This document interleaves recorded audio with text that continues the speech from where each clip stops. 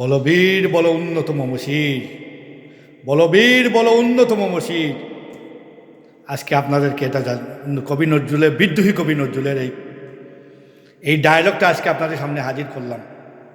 একটাই কারণ হলো, বাংলাদেশের প্রেসিডেন্ট জিয়াউর রহমান ছিল ভারতের জন্য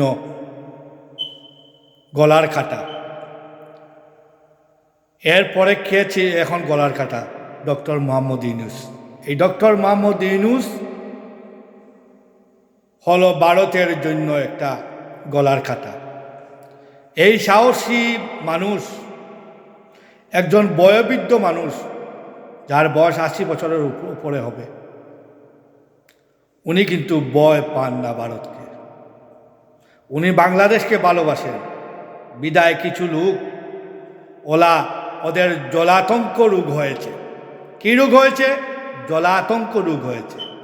ইউনূসকে নিয়ে নানান কথাবার্তা বলেছে, আমাদের দেশের ভিত্তি কিছু আর বাইরের দেশের কিছু।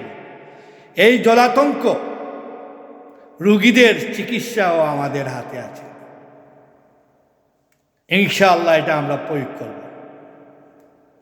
প্রিয় দেশবাসী, আপনাদেরকে জানাল দিলাম, জিয়াউর রহমান হইল গিয়ে বাংলাদেশের দেশপ্রেমিক একজন লোক আপনারা হারিয়েছেন। এরপরে বাংলাদেশে সেকেন্ড ডক্টর মোহাম্মদ ইউনূস, এই নোবেল লয়েড, যিনিও ভারতের জন্য গলার কাটা।